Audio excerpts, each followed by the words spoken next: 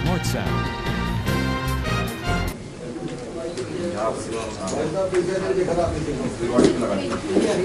पंजाब के सभी लोगों को मेरा नमस्कार, सत श्री अकाल जी। आज एक बहुत ही अहम मुद्दे पर हम बात करना चाहते हैं, जो पंजाब के कई लोगों के मन में इस वक्त है और उन्हें तकलीफ दे रहा है। कल एक आदमी आया मेरे पास, मुझे कहता है जी मैं हिंदू हूँ और आज पंजाब में हिंदुओं के मन में, खासकर व्यापारियों के मन में सुरक्षा को लेके बहुत चिंता चल रही है।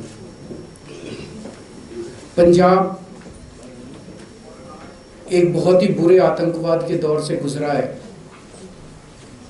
और इसलिए केवल हिंदू नहीं, सभी लोगों के मन में पंजाब की कानून व्यवस्था को लेके, सुरक्षा को लेके, आंतरिक सुरक्षा को लेके काफ़ी चिंता चलती रहती है कि वापस वो दौर किसी भी हालत में नहीं आना चाहिए। तो उसने मुझे कहा जी पिछले दिनों की जो कुछ घटनाएं हैं उन्होंने हमें चिंतित कर दिया है। जिस तरह से भारतीय जनता पार्टी और कांग्रेस के बीच में पीएम की सिक्योरिटी को लेके एक गंदी राजनीति हुई, उससे बोला कि लोगों के मन में, खासकर हिंदुओं के मन में बड़ी कि ये चल क्या रहा है। नेशनल सिक्योरिटी के मुद्दे पे, इंटरनल सिक्योरिटी के मुद्दे पे इस किस्म की राजनीति अच्छी नहीं है। अगर ऐसे राजनीति होगी तो फिर सुरक्षा कौन देगा। जिस तरह से पिछले कुछ महीनों के अंदर पंजाब के अंदर कई सारी घटनाएं घटी हैं, जगह जगह टिफिन बॉम्ब मिल रहे हैं, जगह जगह बॉर्डर से ड्रोन्स आते हैं, लुधियाना में बॉम्ब ब्लास्ट हो गया, बेअदबी की घटनाएं हो गई। मैं आज पंजाब के सभी लोगों को, हिंदुओं को भी, सिख समाज को भी, क्रिश्चियंस को भी, मुस्लिम्स को भी, सभी जाति के लोगों के, सभी धर्मों के लोगों को, 3 करोड़ पंजाबियों को यह आश्वस्त करना चाहता हूं कि आम आदमी पार्टी की सरकार आएगी तो आपकी सुरक्षा की जिम्मेदारी हमारी होगी। एक एक व्यक्ति की, एक एक व्यापारी की सुरक्षा की जिम्मेदारी हमारी होगी। दिल्ली में हम सरकार चला रहे हैं 7 साल से। केंद्र सरकार से हमारे बहुत सारे मतभेद हैं, होते ही हैं 2 सरकारों के बीच में। लेकिन आप लोगों ने देखा कि कभी भी हमने जब जब देश का मुद्दा आया, जब जब समाज का मुद्दा आया, जब जब लोगों का मुद्दा आया, हमने कभी राजनीति नहीं की उस पर। आप लोगों ने देखा होगा कि किस तरह से कोरोना के वक्त में हमने, केंद्र सरकार ने बहुत बार हमें प्रोवोक किया, लेकिन उसके बावजूद हमने केंद्र सरकार के साथ मिलकर काम किया और कोरोना को अच्छे से दिल्ली के अंदर हमने मैनेज किया। मैं पंजाब के सभी लोगों को, हिंदुओं को, सिखों को, क्रिश्चियंस को, मुस्लिम्स को, सबको आश्वस्त करना चाहता हूं कि राष्ट्रीय सुरक्षा और आंतरिक सुरक्षा के ऊपर हम कभी भी किसी भी किस्म की राजनीति नहीं होने देंगे। कोई राजनीति नहीं होगी। केंद्र सरकार के साथ मिलके पंजाब सरकार काम करेगी और पंजाब के बॉर्डर स्टेट है, बड़ा सेंसिटिव स्टेट है, पंजाब के लोगों की सुरक्षा का, देश की सुरक्षा का को सुनिश्चित करेगी। दूसरी बात, बॉर्डर पार से नशा आता है। आज पंजाब में जो इतना नशा है, ये नशा कहाँ से है? ये कोई राजस्थान से, गुजरात से, हरियाणा से, दिल्ली से नहीं आ रहा। ये नशा सारा बॉर्डर पार से आता है। ड्रोन सारे बॉर्डर पार से आते हैं, टिफिन बॉम्ब सारे उधर से आते हैं। हम लोग जानते हैं कि कैसे जब बॉम्ब ब्लास्ट हुआ था बॉम्बे में, तो पता चला कि जो RDX बॉम्बे के अंदर आया था उसमें कुछ कस्टम्स के अधिकारियों का भ्रष्टाचार था, जिसकी वजह से उन्होंने उसको अलाउ किया था। तो ये सब घटनाएं तब घटती है जब उधर के लोग इधर के कुछ लोगों को खरीद के अपने नापाक मंसूबों पे सफल हो जाते हैं। इसीलिए बहुत ज़रूरी है कि बॉर्डर स्टेट के अंदर एक ईमानदार सरकार बननी चाहिए। ईमानदार सरकार होगी तो बिकेगी नहीं। ईमानदार सरकार होगी तो ईमानदार पुलिस अफसरों को जिम्मेदारी दी जाएगी। ईमानदार सरकार होगी तो किसी भी हालत में बॉर्डर से नशा इस तरफ नहीं आएगा। ईमानदार सरकार होगी तो किसी भी हालत में बॉर्डर से ड्रोन और टिफिन बॉम्ब इस तरफ नहीं आएंगे। ईमानदार सरकार होगी तो बेअदबी करने वालों को सख्त से सख्त सज़ा देगी ताकि दोबारा कोई हिम्मत ना कर सके। अगर बरगाड़ी की बेअदबी करने वालों की मास्टरमाइंड को आज सज़ा मिल गई होती तो दरबार साहब जी में दोबारा बेअदबी करने की किसी की हिम्मत नहीं होती। तो इसीलिए मैं सब लोगों को ये आश्वासन देना चाहता हूँ कि आम आदमी पार्टी की पंजाब सरकार पंजाब के एक एक पंजाबी को सुरक्षा सुनिश्चित करेगी। मैं आपको एक उदाहरण से इसको समझाना चाहूँगा। एक बेईमान मुख्यमंत्री है, मान लीजिए, वो अपने पुलिस अफसरों की मीटिंग बुलाता है। उस मीटिंग में वो क्या कहेगा? हाँ भाई तू कितना इकट्ठा करके लाया, हाँ भाई तू कितना इकट्ठा करके, अपने अपने एरिया के पैसे बांध देते हैं ना, ऊपर तक जाता है पैसा एरिया का। और फिर एसपी के लिए, थानेदार के लिए सबकी पोस्टें बिकती हैं, ये इतने की, ये इतने की, इतने। अब जो थानेदार, जो एसपी पैसे देके पोस्टिंग लेगा, जो थानेदार, जो एसपी जिसने महीना इकट्ठा करके अपने मुख्यमंत्री तक पहुंचाना है, वो तो फिर नशा ही बिकवाएगा, वो तो फिर आतंकवादी फैलाएगा, वो तो फिर जनता की सुरक्षा के साथ खिलवाड़ी करेगा। दूसरा एक मुख्यमंत्री है जो ईमानदार है, वो अपने पुलिस अफसरों की मीटिंग बुलाता है और बोलता है खबरदार अगर तुम्हारे इलाके में नशा बिका तो। और फिर देखो पंजाब पुलिस कैसे नशा रोकती है। यही पंजाब पुलिस आपको पंजाब के अंदर तगड़ी सुरक्षा देके दिखाएगी। ऊपर से क्या सिग्नल आता है ये ज़रूरी है। दिल्ली के अंदर जब हमने सरकार बनाई तो कहा जाता था कि सरकारी टीचर तो काम नहीं करते जी, सरकारी टीचर तो कामचोर होते हैं, सरकारी टीचर तो पेड़ के नीचे बैठ के अपने स्वेटर बुनती रहती हैं। 60,000 सरकारी टीचर्स ने आज दिल्ली के अंदर शिक्षा क्रांति करके दिखा दी।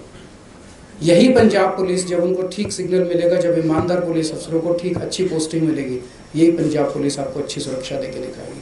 तो आज मैं इस प्रेस कॉन्फ्रेंस के जरिए पंजाब के हर व्यक्ति को, हिंदू, सिख, ईसाई, मुस्लिम, व्यापारी, हर क्षेत्र के व्यक्ति को ये आश्वासन देना चाहता हूँ कि आपकी सुरक्षा की जिम्मेदारी पंजाब सरकार की होगी। चिंता मत कीजिए, ईमानदार सरकार आएगी, बॉर्डर की भी सुरक्षा करेगी और बॉर्डर पार से कुछ भी यहाँ पे अलाउ नहीं किया जाएगा। अगर आपके कोई प्रश्न है तो। आपने कहा है कि बॉर्डर पार से आ रहा है, कुछ अफसरों की मीटिंग हो रही है, बीएसएफ के अफसर है या आप? नहीं, मैं ये नहीं, मोटे मोटे तौर पे जब भी होता है, मैं किसी के दोषारोपण नहीं कर रहा। मोटे मोटे तौर पे जब भी इस किस्म की घटनाएं घटती है तो कहीं ना कहीं जब उसकी तहकीकात जड़ में जाया जाता है तो कहीं मिली भगत नजर आती है। ईमानदार सरकार होगी तो सुरक्षा ज़्यादा पुख्ता होती है। सर, बेअदबी मामले में अभी तक इंसाफ नहीं मिल पाया। सरकारें दावा करती रही हैं, पिछली बार भी कांग्रेस की सरकार ने दावा किया था कि हम सजा दिलवाएंगे, पर जब सरकार बन जाती है तो इंसाफ नहीं मिलता लोगों को। क्योंकि जो उनके मास्टरमाइंड है ना, वो बहुत बड़े लोग हैं। इस पार्टी वाले, इस पार्टी वाले, इस पार्टी वाले, ये तीनों एक ही हैं। इनकी आपस में शादी ब्याह होते हैं, पारिवारिक रिश्ते हैं इनके। कोई भी पार्टी की सरकार आ जाए वो दूसरों पे आंच नहीं आने देती, आपस में एक दूसरे की सुरक्षा। पंजाब जाए भाड़ में इनकी वजह से, ये इन लोगों का बस चले तो पंजाब को बेच के खा जाएं। तो ये जब भी इसकी सरकार आएगी तो अगर इन्होंने बेअदबी करी तो इनकी सुरक्षा करेंगे, इनकी सरकार आएगी उसने चोरी करी तो उसकी सुरक्षा। आम आदमी पार्टी की किसी से सेटिंग नहीं है, इसलिए सारे इकट्ठे हो गए हैं। ये सारे इकट्ठे होकर ये चाहते हैं कि आम आदमी पार्टी की सरकार नहीं बननी चाहिए, इनका जो अच्छा खासा खेल है वो बिगड़ जाएगा।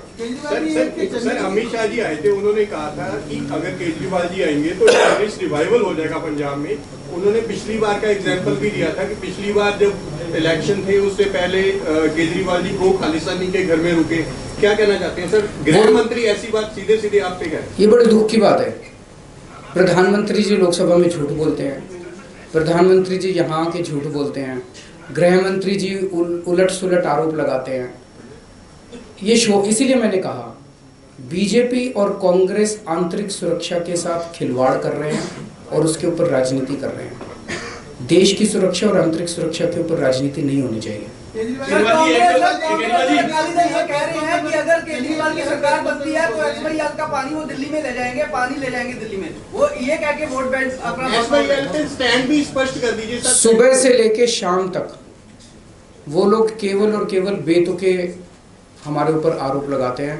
जैसा मैंने कहा कि सारी पार्टियां इकट्ठी हो गई है, वो नहीं चाहती कि किसी भी हालत में आम आदमी पार्टी की सरकार बने, वो नहीं चाहती कि किसी भी हालत में भगवंत मान मुख्यमंत्री बने, क्योंकि ये इनका जो 70 साल का जो लूट है वो लूट सारी बंद हो जाएगी। इस लूट को एसवाईएल किसने करा था? हमने तो करा नहीं। एक मिनट सुनो तो सही, मेरे कुछ स्टैंड ले लेने से अगर ये सॉल्व होता हो तो मैं भी 5 मिनट में आपको स्टैंड करके दे दूंगा और सॉल्व करवा लो। सुनो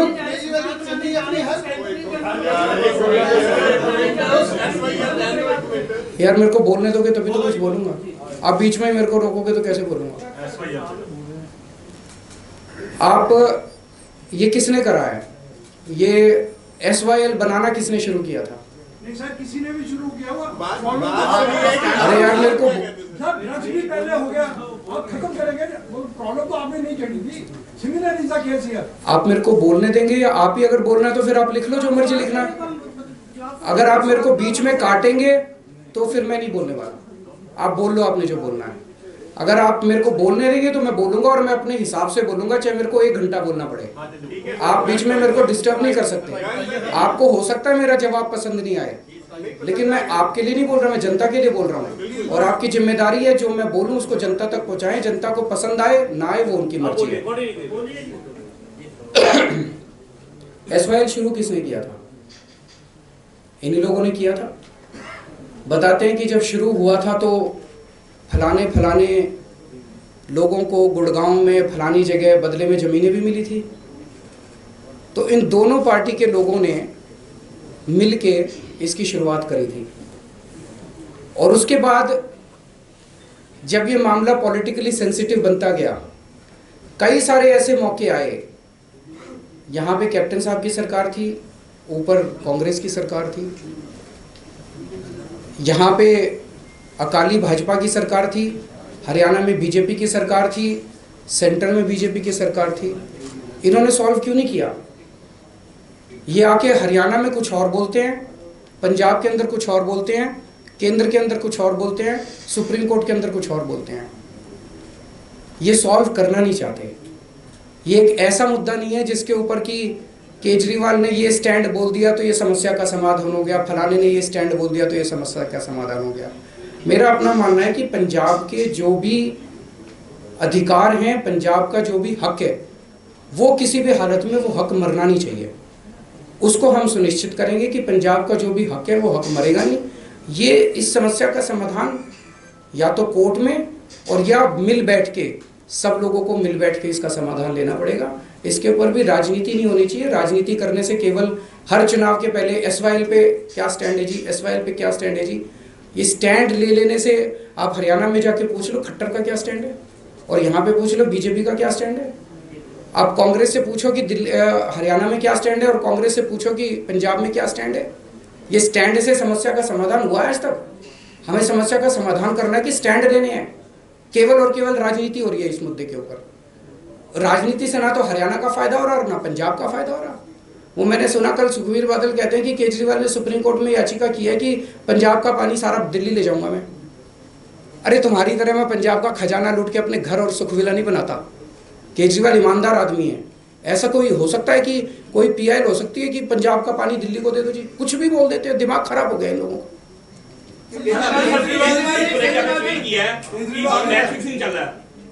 अमृतसर की सीट पे हमने, जैसे मैंने अभी 2 दिन पहले चन्नी साहब के बारे में भी बयान दिया था, हमने सर्वे कराया था। हमने अमृतसर ईस्ट का भी सर्वे कराया और उसमें सिद्धू साहब हार रहे हैं, मजीठा जी हार रहे हैं और मजीठिया जी हार रहे हैं और ये लड़की जीत रही है। और उसका कारण भी बता देता हूँ। हमने इसको भी 2-3 बार सर्वे कराया। लोगों को ये लग रहा है यार लड़की जो है ये अपने में से है। कल को सिद्धू साहब पिछले 5 साल या 10 साल से यहाँ पे है और ना किसी का फ़ोन उठाते, ना किसी से मिलते, किसी को समस्या हो वो उनको अप्रोच नहीं कर सकता। अमृतसर हल्के में इस हल्के में एक काम नहीं किया उन्होंने। वो कहते हैं हमें अपने में से एक आदमी चाहिए जिसके सुख दुख में रात को 12-1 बजे जरूरत पड़े उसके घर तो चले जाए, जी बीमार है इलाज करा दो। ये लड़की इनकी अपनी है, इनकी अपनी बेटी है, अपनी बहू है, तो ये लोग इसको कम से कम पकड़ के इसको अपना काम तो करा लेंगे। वो लोगों को पसंद आ रहा है। बहुत सारी जितनी पॉलिटिकल पार्टीज आपके एडवर्सरीज हैं उसमें चन्नी साहब से लेके इवन सुखबीर बादल सबका ये आरोप है कि वो कहते हैं कि हमारे जो बचे कुचे कैंडिडेट्स हैं जो यहाँ तक भी कहते हैं कि झूठन है वो आप में जारी, तो आप में नया क्या है। और जो मेंबर पार्लियामेंट है लुधियाना के रवनीत बिट्टू, उन्होंने तो ये तक कह दिया कि हमने ही भेजा वापस बुला लेंगे। तो इस पे आपका टेक क्या है? कुछ कहने की जरूरत ही नहीं है, इतने बेतुके बयान है। इसमें आपको टेक क्या चाहिए? मतलब मैं देख रहा था वो रवनीत बिट्टू वो खुद ही हंस रहा था अपने बयान पे जो बयान दे रहा था। सर एक राज्यवादी बोल रहे हैं कि हम एक खुलासा करेंगे, आपने जो टिकटें दी हैं वो बेच के दी हैं टिकटें। स्वागत है जी उनका, खुलासा करेंगे। अगर वो सामने एक सबूत आए तो क्या करेंगे आप? टिकट काट देंगे, वो सीट छोड़ देंगे खाली। सबूत तो दो, सबूत तो दो। मैंने एक ऐसे ही आखिरी मोमेंट पे दिल्ली में एक बार हुआ था, हमने कहा था कि कोई भी अगर गंदा कैंडिडेट होगा, क्रिमिनल बैकग्राउंड का होगा, ये होगा, मतलब झूठे सच्चे केस, तो केस की बात नहीं कर रहा। एक केस में एक आदमी ने साबित कर दिया कि उसने अपनी फलानी किसी कोई उसने किया था जो कि साबित हो गया। चुनाव के 48 घंटे पहले हमने उसकी टिकट काट दी थी। सर चन्नी साहब के बारे में क्या सोच रहे हैं कि चन्नी साहब इस तरह 2 सीटों पे चुनाव लड़ रहे हैं तो उनको कैसे देखते हैं? क्योंकि दोनों हारेंगे जी, मैंने तो लिख के भी दे दिया। कल 2 भगवंत मान आ रहे हैं जी, 20,000 वोट चन्नी कह रहे हैं। वो अब बदले में जब वो क्या कहते, जब आप लोगों ने उनसे पूछा जाके वो क्या जवाब देते, वो यही जवाब दे रहे हैं। मैंने कल भी आपको कहा था, देखो जी सुबह से शाम तक आप चन्नी साहब के बयान है केजरीवाल केजरीवाल केजरीवाल केजरीवाल केजरीवाल केजरीवाल ऐसे करते रहते हैं। वो रात को सो नहीं पा रहे आजकल, आंख बंद करते हैं तो भूत की तरह मैं आता हूँ, फिर वो डर के उठ जाते हैं। वो बहुत दिन से नहीं सोए हैं। मैं भगवान से उनकी स्वास्थ्य की प्रार्थना करता हूँ कि उनको शांति दे थोड़ा उनके मन को। आप नशे की बात करते हो, आपकी वीडियो वायरल हो रही है, आप दिल्ली के बारे में बात कर रहे हैं, गली गली में नशा बिक रहा है। गुलाबी ठेके की बात कर रहे हैं जी, वो ठेके खुल रहे हैं, नुक्कड़ में 430 के करीब ठेके का अलॉटमेंट हुआ है। पंजाब में कितनी दुकानें हैं? नहीं साहब, गुलाबी ठेके की बात कर रहे हैं। वो क्या जी गुलाबी ठेके? सुनो मैं आपको डेटा तो ले लो यार। अभी दिल्ली सरकार ने कुछ महीने पहले एक नई एक्साइज पॉलिसी निकाली है। ये उस एक्साइज पॉलिसी का विरोध कर रहे हैं बीजेपी वाले खासकर। मैं सारी डिटेल आप लोगों को बता देता हूँ, इसको अच्छे से छाप देना और इसको अच्छे से चला देना, क्योंकि प्रधानमंत्री अमित शाह इनके पास कुछ नहीं बचा हमारे खिलाफ कहने को। मतलब साफ हो गई है बीजेपी दिल्ली से। दिल्ली में पहले 850 दुकानें थी शराब की। उसकी समस्या ये थी कि कुछ एरिया में ये कॉन्सेंट्रेटेड थी और कुछ एरिया ड्राई थे, वहाँ दुकानें नहीं थी, जिसकी वजह से जहाँ दुकानें नहीं थी वहाँ पे इलीगल दारू बिकती थी। इसको हम बंद करना चाहते थे। टोटल 850 दुकानें थी। आज नई एक्साइज पॉलिसी में 846 दुकानें सैंक्शन में, 4 कमी हुई हैं, ज़्यादा नहीं बढ़ाई हमने। लेकिन हमने क्या किया है कि ये जो 850 दुकानें इधर कॉन्सेंट्रेटेड थी उसको इक्वली डिस्ट्रीब्यूट कर दिया, ताकि कोई ड्राई एरिया ना बचे, ताकि इलीगल दारू मिलनी बंद हो जाए। अब गुलाबी ठेके वो कह रही महिलाओं के लिए कुछ खोल रहे हैं। नहीं ऐसा कुछ नहीं है, बकवास कर रहे हैं। तो सुनो एक बार सुन ले यार, सुनने के अरे यार सुन तो लो। मैं आपका पॉइंट नहीं है, उसका पॉइंट तो दूसरा, वो पूरा नहीं हुआ। दूसरों के पॉइंट भी पूरे हो जाने दो यार। तो 850 में से 846 दुकानें खुलनी है, उसमें से अभी केवल 550 ही खुली हैं, बाकी अभी धीरे धीरे खुल रही हैं।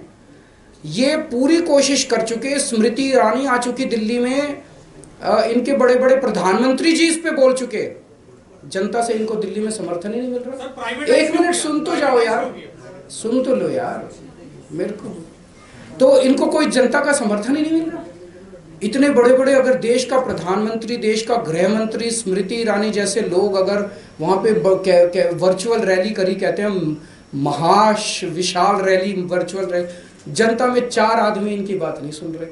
जनता अगर नाराज होती, मेरे को तो जनता से लेना देना, दिल्ली की जनता अगर नाराज होती, मैं उस पर एक्शन लेता, लेकिन जनता खुश है। सर पर एक तरह के नशे को पैराडॉक्स नहीं है। वंस यू से आम आदमी party is a different party, तो नशे के ऊपर डबल स्टैंडर्ड्स कैसे हो सकते हैं? ये भी तो नशे है, इसको अगर हम चाहे लीगलाइज कर रहे हैं इवेंट्स को, आपके हिसाब से पंजाब में कैसी रहेगी? आपके हिसाब से प्रोहिबिशन होना चाहिए? आप बताइए, मैं तो आपसे पूछ रहा हूँ। मैं तो एक मिनट, केजरीवाल साहब से देखो, नशे की बात हर एक पार्टी कर रही है, सोल्यूशन तो आपने कहा कि हम नए सोल्यूशन देंगे। मैं आपसे ये पूछ रहा, एक होता है शराब, एक होता है ड्रग्स। मैं आपसे ये पूछ रहा हूँ कि क्या आप चाहते हैं कि प्रोहिबिशन होना चाहिए देश में? सर अगर प्रोहिबिशन नहीं होता, सुनो तो सही यार, मैं बात पूरी कर रहा हूँ। इसके ऊपर डिबेट हो सकता है। गुजरात के अंदर प्रोहिबिशन है, बिहार के अंदर प्रोहिबिशन है। आप कहो वहां पे होम डिलीवरी होती है दारू की, फोन नंबर है। गुजरात में ले लो, दारू खुलेआम बिक रही है, दारू की नदियां बह रही हैं वहां पे। तो सारा स्टेट में इलीगल दारू बिक रही है, सारे बिहार में इलीगल दारू बिक रही है। वो पैसा कहाँ जा रहा है? जिसने प्रोहिबिशन किया उसके पास जा रहा है। ये सुनो तो, एक मिनट सुन तो लो यार, मेरी बात पूरी नहीं हुई अभी, सुनते नहीं हो यार। सर मतलब लीगलाइज करना सोल्यूशन है आपके हिसाब से? मैं सुन तो लो यार। तो जहां तक ड्रग्स का सवाल है, जहां दिल्ली, जब हम पंजाब के अंदर नशे की बात करते हैं, हम ड्रग्स की बात करते हैं। जो इंजेक्शन लगते हैं, जो गोलियां लेते हैं, जो अफीम खाते हैं बच्चे, जो ड्रग्स बिकती है, उसकी बात करते हैं। जहां तक लिकर का सवाल है, पूरे देश के अंदर, पूरी दुनिया के अंदर, दिल्ली जो है वो देश की राजधानी है, इंटरनेशनल टूरिस्ट्स भी आते हैं वहाँ पे। दिल्ली के अंदर प्रोहिबिशन नहीं किया जा रहा है, लेकिन दिल्ली के अंदर कोई ऐसी भी बात नहीं है कि जितनी पहले दारू बिकती थी उससे कोई बहुत ज़्यादा दारू बिकने लगी है। उतनी दारू है जितनी पहले बिकती थी, लेकिन जो इलीगल दारू बिकती थी उसको बंद कर दिया हम लोगों ने। इलीगल दारू का सबसे बड़ा खामियाजा ये है कि कल को इलिसिट दारू भी बिक सकती है, नकली दारू भी बिक सकती है। उसमें कितने लोगों का नुकसान होगा? आप ही हराना चाहते हैं क्योंकि आप खुद मुख्यमंत्री बनना चाहते हैं, चल नहीं कह रहे। ये इस जवाब देने लायक है? मतलब मैं कैसे बनूंगा बताओ? मैं तो चुनाव ही नहीं लड़ रहा। मतलब उनका दिमाग खिसक गया थोड़ा। जो अभी तक के राजनीतिक समीकरण है, किसी पार्टी को बहुमत मिलता दिखाई नहीं दे रहा है। अगर पंजाब के हितों के लिए आम आदमी पार्टी को बहुमत करना पड़े, गठबंधन करना पड़े, तो किस पार्टी के साथ करेगी? आम आदमी पार्टी को पूर्ण बहुमत मिल रहा है। मैं आज आप लोगों के जरिए एक मैसेज देना चाहता हूँ। आप लोगों के सर्वे में 60-65 सीट आ रही हैं, इसका मतलब सरकार तो बन रही है आम आदमी पार्टी की। मैं आपका सर्वे मानता हूँ। मैं पंजाब की जनता से कहना चाहता हूँ भाई, सरकार तो बना रहे हो, लेकिन मजबूत सरकार बनाना, भगवंत के हाथ मजबूत करना। 80 से कम सीट नहीं आनी चाहिए। तो 3-4 दिन बचे हैं। 3-4 दिन में अब सारे जने पंजाब में, जितने लोग मेरे को आज सुन रहे हैं, सारे जने अपना अपना फ़ोन उठाओ, सारे रिश्तेदारों को फ़ोन करो, सारे दोस्तों को फ़ोन करो और बोलो कि झाड़ू पे वोट डालनी है। अपने पिंड में घर घर जाओ और बोलो कि झाड़ू पे वोट डालनी है। और आखिरी दिन, चुनाव वाले दिन, किसी ने घर नहीं बैठना, एक एक वोट पड़नी चाहिए, एक एक वोट जरूरी है। अगर पंजाब का हर आदमी वोट डाल देगा, आम आदमी पार्टी की 80 सीट आएगी। बाकी कल कैसे दिए जाएंगे?